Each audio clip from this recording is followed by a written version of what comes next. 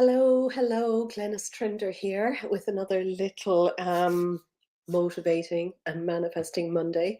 So much happening at the moment, and I don't know about you, but I am so glad to be out of that whole Scorpio season. I don't think I've ever felt a Scorpio season to be so dense as the one we've just come through.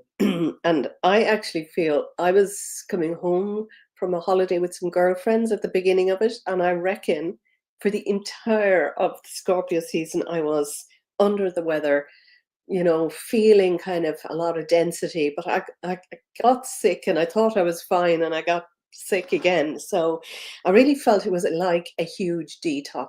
So I'd love to know what you were feeling. Give me a hello if you can. Where's my just my keyboard? I could just put in I here just so that I can see some comments, because quite often I don't get comments unless I make a comment. So yeah, it was a crazy, crazy season, and Scorpio is always very much about the darker side, going and looking at the shadow side. And in the membership that I have, and some of you might be on that, because I sent out invitations to everybody. We did a lot of kind of looking back to look forward. It's a really good time to heal. It's a really good time to go within and to just stop.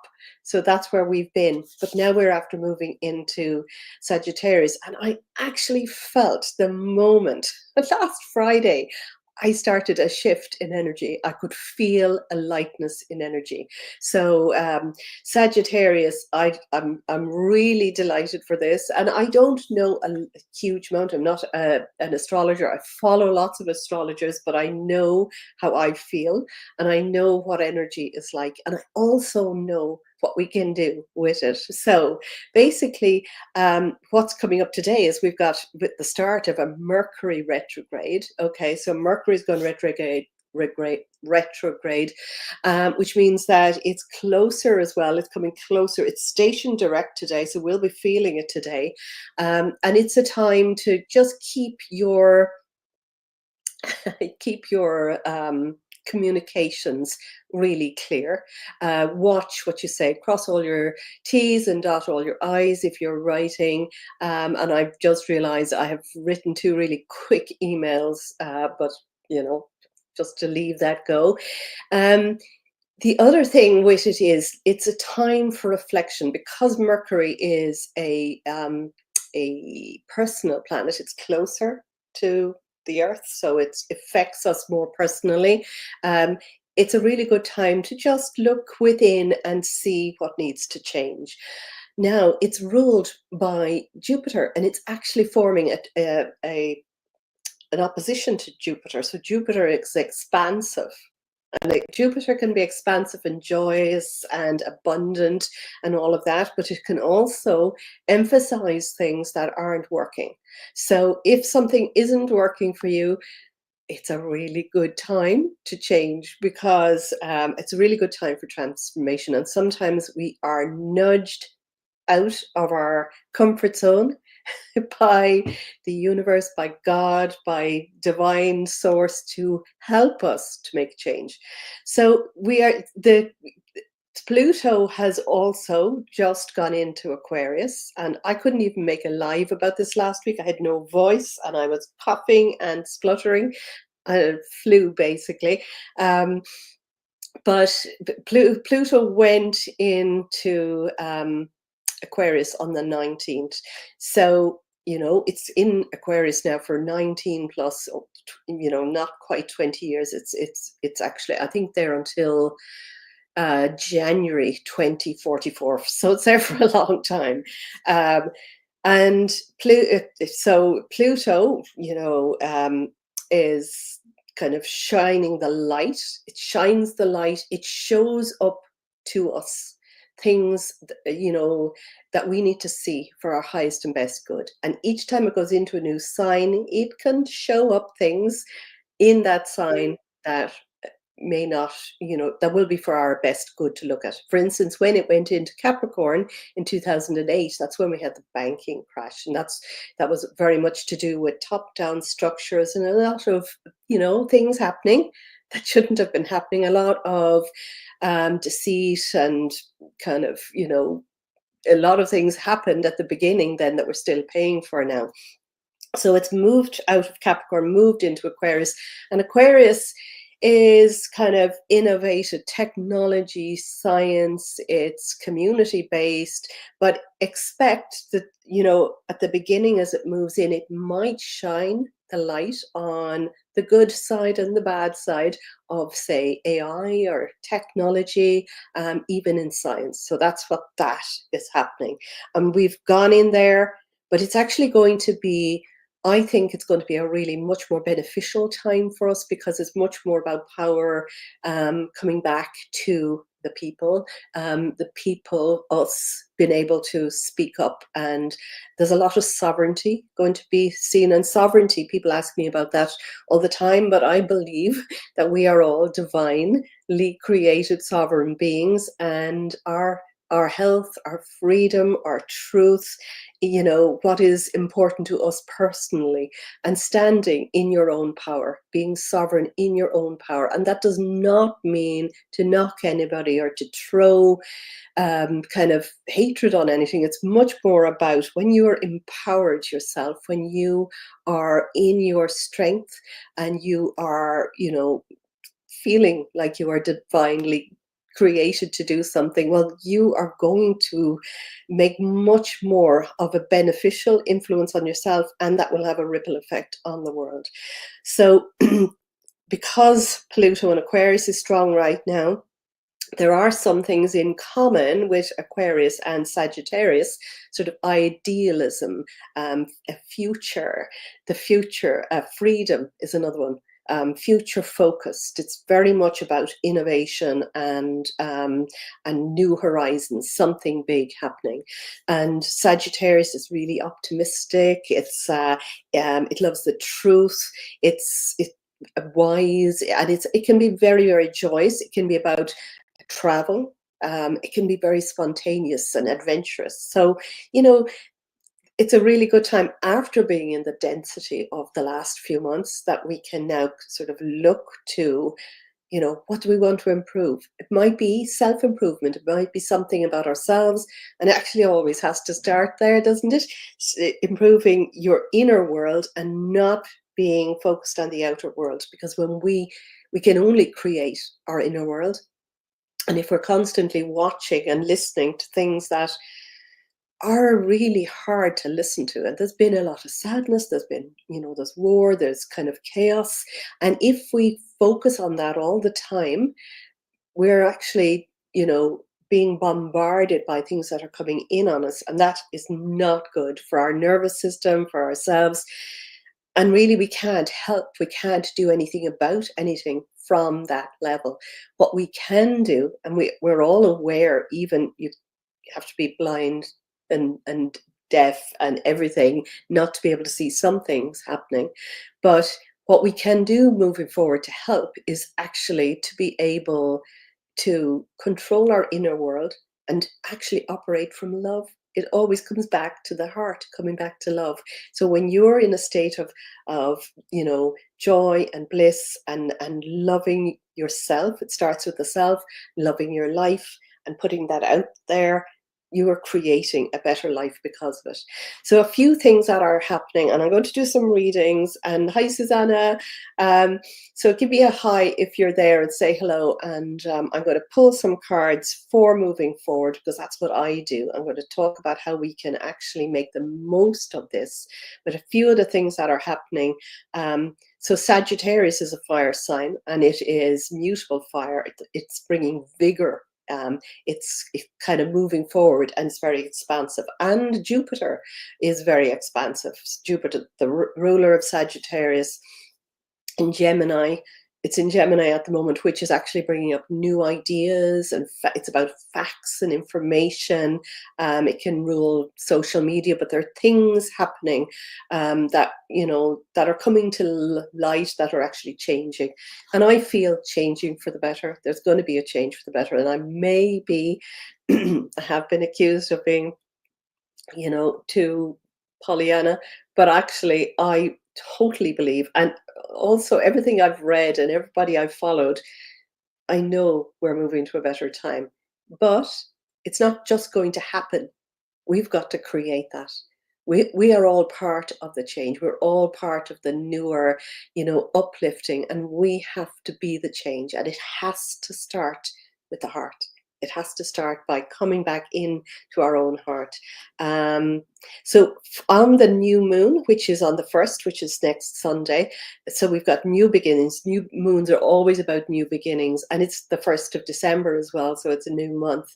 Um, uh, for that, Jupiter is going to be forming an opposition, almost. It's kind of slightly out. It might be a wide opposition, but it's opposing the sun and the moon. So the sun and the moon and Jupiter are really affecting each other, because Jupiter expansive, it shines the light on everything. The sun and the moon that are together at the one point in the sky for a new moon.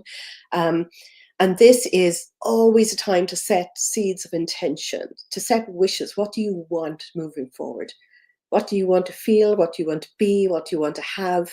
And whatever that is, even if you have to, create something really elaborate to get excited about, what is it that would really excite you if you had this in your life?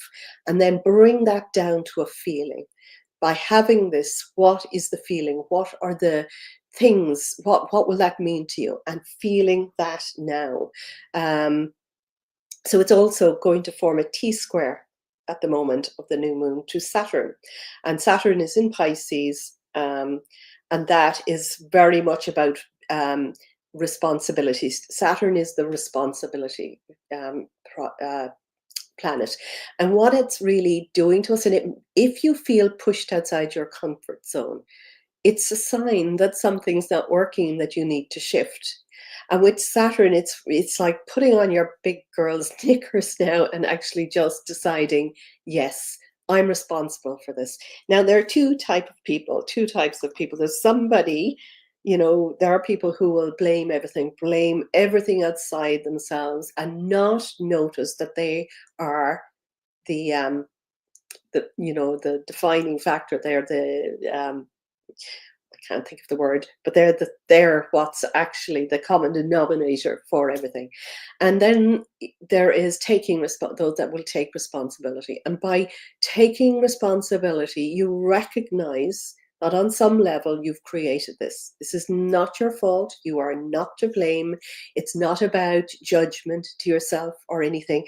It's about noticing where you are, what's happening, and looking at what is it in me that has created this? What energy am I vibrating at? What am I putting out there? What are my thoughts and my beliefs? And if you need help in this, reach out to me. This is what I do. And this work is really important. If you want to create a life that's different in a better way, you've got to look within to see, what do you need to change? There's something else happening. Mars. Oh yes, Mars is about to go retrograde. It's slowing down, and it's going to go retrograde on the 6th of December. That's also a fire sign. And that's, I think, forming a trine as far as I can remember. So that's actually quite an advantageous angle, which will, it'll give us kind of, like the shadow side of Mars is warlike and aggression. And then the positive side of Mars is like initiative. It's sort of an action taker. So there's two sides of that same energy. You can use it to fire yourself up and to take action, or you can use it to get angry and to blame. So obviously, yeah, I'm all about action. Let me see, Pluto. Oh yeah, I've said that. This the energy of Pluto moving into Aquarius could be very revolutionary energy. That is one thing to watch out for. But actually, maybe we need a sort of I'm not into war, I'm not into anger, and I'm not ever suggesting that anybody does that. But revolution can be just standing up for what you believe in and standing in your power and just being able to say, no, not on my timeline, and focusing on another timeline. But But when Pluto moved into Aquarius, that during that period, there was the French Revolution, there was the US Revolution, and I did hear that there was something else in Ireland. Now, I'm really bad. I'm not a historian. My husband is. I should have asked him before I made this. Anyway, so what can we do about all of this? Because we need, if we want to change, we need to kind of go deep and ask ourselves some questions. And one big question I'm always asking is, where are you putting your attention? So where are you focused? And you will know what you're focused by what's turning up in your life. If you're focused on anything, you're going to see more of it. And even as a little experiment, and I've done this with many of you before that have been in my manifesting challenges, we looked at several times, manifesting a particular thing. And it might be that you're going to drive somewhere and you're going to look for a certain type of car. And you see that car, and then you notice, gosh, there's a lot of those cars. Even if you chose a particular color, you'd see more of them, because where you put your attention, you get more of. So where are you putting your attention? You can make intentions, but you need to put your attention on it.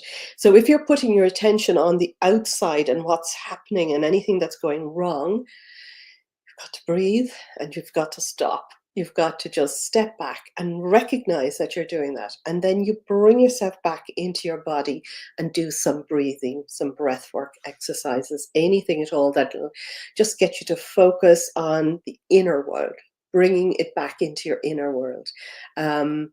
We can't control the outer world. The only thing that we can control is how we react to it. So when you control your inner world, you're not being reactive to things outside it, and you're much more able to stay grounded and at peace and make things happen. Hi, Sue. Lovely to see you. Let me see. It's like, so whatever we are visualizing and working towards, so if you've got a big picture and you know what you're working towards, and if you are really happy about that picture, when you look at that picture, that it makes you, and in fact, if you haven't got a vision board, make one. Or if you don't know what you want, start thinking about that, and make sure you're on my email list. Make sure you've got my new moon meditation, because it's in the description of this, the link for that, because on Sunday, and I think it's something like 6:21 or 6:31 or something in the morning. So any time after that, and that's GMT time, that's when you make your intentions after that time, because then we're in that new moon. It's the moment that the moon is at its smallest, and it's right in line in front of the sun. And from that point on, then it starts to grow. And as it grows, there is a momentum that we can, when you set your intentions at that time, if you set your wishes, and if you focus on it, and if you give yourself time daily, and it might be just 5 minutes, it might be 1 minute, looking at and feeling the emotion of what you want, and allow that to grow as you're moving towards the full moon. We can make magic happen. We are magical beings, and I don't think any of us truly know how absolutely powerful we can be. Let me see, I've taken some notes here, and I don't want to go off topic too much.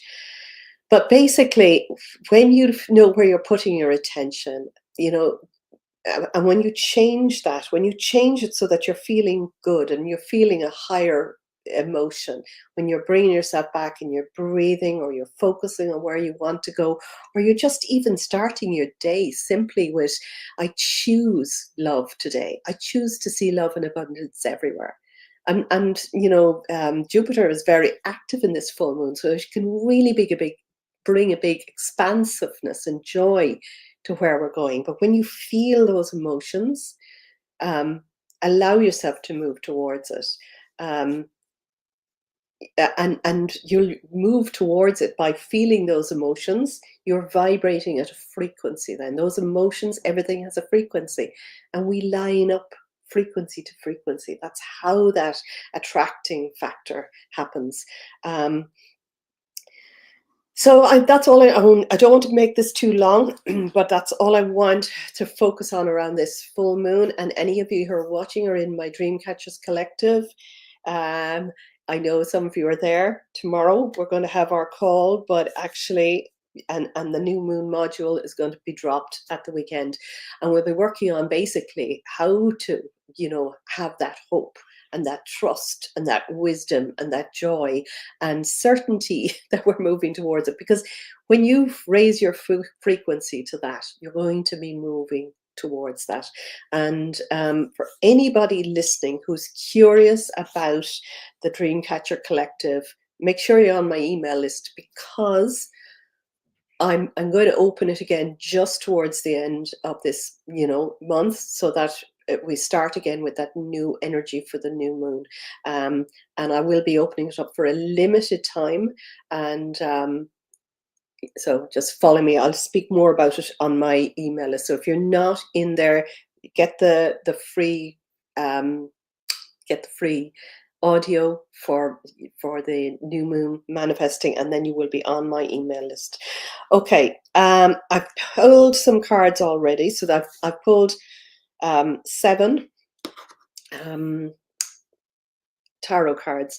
And interestingly enough, this card actually reflects where we are right now. It's probably one of my favorite, 2 of my favorite in the whole pack have actually fallen out. So this is where we are right now. And this is the Empress. And the Empress is abundant. She is sort of creative. She's um, what is she, fertile in all good things. So she's loving. She attracts love, she attracts growth, she attracts abundance all around her. She loves to be out in nature, because she knows nature is where, like when you are in a body of nature, even if it's cold and it's wet, that you notice the simple things. And that's very much the essence of this. And she's a really strong female. And it's interesting because I was reading somewhere, yes, that there are these Sabian symbols for each of the individual, every minute, every not minute, every degree on the zodiac. And the Sabian symbol for this new moon is actually it's a pivotal moment, and it's a golden-haired goddess of opportunity. And actually, isn't that interesting? If she's not a golden-haired goddess of opportunity, I don't know what is. So this is actually this card came out in our, which represents us, where we are right now. And there is an opportunity. So live that, be that, get excited about this. Get excited that the energy has eased for a while, and there is an opportunity coming. And look, you might think, there is no way, it's so dense. Take your focus away from what's not working and be excited about the golden opportunity, and be that. The other side of this is telling us that we can be stuck in fear. It's like sleepless nights and worry. But these are swords. This is the 9 of Swords, which is kind of telling us that being stuck in worry and fear and lower emotions, it's all just an illusion. If you can just know this too will pass, it's just an emotion, it's not real, and allow yourself to take back your power to create the emotions and the feelings that you want, and letting, knowing that whatever it is that you might think or might dread happening, if you can release the dread of that, there's much less chance of that happening. Because we can this is card is telling us it's much better than you think. Don't go into fear. And and fear is the biggest thing that takes us away from where we want to go. um, this card then represents the past. And in the past, the 6 of Cups is actually a lovely card. It's nurturing, it's sort of nostalgia about the past. And it might be that some of us are thinking back to past times when everything was just so much easier and so much better. And, why can't it be like this? And a lot of people are really afraid of moving forward. There's a big fear of the unknown. And right now, as we're moving into a time that is a whole new cycle, there is fear of the unknown. But actually, if we could release that and know that we're here to create the future that we want, take back your power for that. And then in the center of, so that was the past card. The two of these represent now. So we've got, this is where we want to be, this, and this is how we can be inside, and how we need to be that golden haired goddess of opportunity, and knowing that this is a pivotal moment, taking your eyes away from the fear and the worry. Right in the middle of the two of these, we've got the strength card. I love this card. I feel that there's a Leo energy to this card. It's sovereign, actually. It's taking back your power and your strength and standing up and realizing how powerful you are. How powerful you are when you fill yourself with love and support and knowingness and trust and wisdom. You are wise. You are able to create. You've created everything in your life so far. So if you can take your attention away from the things that aren't working and put them towards what you want instead, and feel that you are really in your power, moving forward, stay in the game, keep on, even if you think it's a struggle, just keep on moving forward. You're almost there. You know, you've come so far. This is the Seven of Wands, and wands are, you know, ones are, we're almost there. Just keep on going and keep up the positive work, keep up the I suppose keeping up your drive and your commitment and your purpose, getting in touch with your purpose and knowing that we're here to create this. You chose this. You chose this life. We all came here right now to be part of the next level, and we're moving towards it. And then on either side of that, we've got two cards, and they both represent money, actually. They both represent both money and, I suppose, welfare, our physical world, our physical structures, our health, our well-being. But to me, they feel very financially kind of aspected here, and I think that it's this is advice about just keep moving forward, keep nurturing what you have, and whatever it is you have. If even if you think you have nothing, you have. We all have the ability. We all have creativity for something. Every one of us is creative. We all have that creative idea that we know. If you knew you absolutely needed, I don't know, money to get somebody out of trouble, that had to be. And if you just kept thinking about how you could get that, there will be, and just even journaling, just brain dumping, something will drop out. But this is kind of just saying, nurturing what it is you've already got, keeping, you know, keeping your focus on how abundant you already are. Everything that's in your life, from, you know, every single cent that you find on the street, you know, or, you know, checking down behind couches, or just blessing every single tiny thing that comes to you creates more. But I feel that this is actually talking about much more of a bigger wealth, that there is something more coming, and it's a time when we will be able to share with everybody. And I feel that more about the age of Aquarius as well. It's going to be much more about a time of uh, more even distribution, not having that top-down system of elitism ruling the world with the minions and, you know, scrabbling for the bits. It's, we're about to turn everything upside down. That's what the cards are telling me. That's what I'm saying. So I'm going to pull a couple of these. Ooh, that jumped out at me already. And these are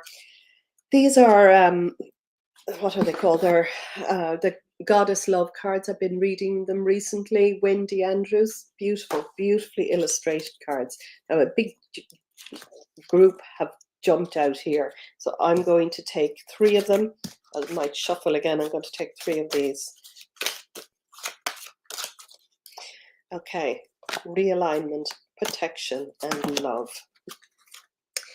So realignment is just feeling the ebb and flow of where we are right now, feeling the ebb and flow of every day, noticing where you are, noticing when you need to go inside. And if you are watching from the Northern Hemisphere, as I think most people, very few follow me from the South, um, that we're at that time now of rest, of kind of coming together. And even, there's a touch of that in coming up to this part of the year where, it's dark, and it's kind of a time where families get together and celebrate more, and that we're preparing. Maybe, I put up lights around our house and a tree, and some pretty things just to lighten the dark winter. But there's something like this feeling of just going within, readjusting. How far have you come? Where do you need to go next? And just being aware of that. Protection. Um, so just recognizing as well that goddess or God or the universe or divine source has your back. Know that. And actually, this card represents actually the bear, the great bear, but from Ursa Major. It's like that whole sort of, there is a goddess, and I've forgotten her name. Anyway, it's a bear, I think, and it's basically just that we are being protected. And when you feel that you're being protected, when you feel that somebody, some essence, some higher source energy has your back, recognizing that and just tuning into that, we are being taken care of. And then the last card is love, and I spoke about that on the reading. Just be free from all that holds you back. And when you just tune into love, when you tune back into your heart, when you just breathe into your heart, and you just feel, that kind of essence of loving the self, being in love with the now moment, just focusing on your breath, coming back to love. That's all you need to do for now. Just come back to love. I'm going to be on during the week with a couple of other little small things. I've started making um, um, podcast again, interviews with change makers, and I have made the first one, and I've yet to just post it, and I'm going to put it up here on YouTube. And it's beautiful. It's just talking about with Mairead Higney, somebody who I use as a healer. She's a wonderful woman, and we work quite similarly but totally differently. And she works on the energy of she works on taking back your power to heal your physical body. And what I work on is taking back your power to heal your emotional body. And the thing is, when you heal your emotional body, you're working on your physical body, and when you're working on your physical body, it affects your emotions. So I will be posting that here on YouTube, and have a wonderful, wonderful um, week moving up to this new moon. Be gentle with yourself. If you feel that the energy wants you to go inside and nurture yourself and be calm, do that. Love you all. Bye for now.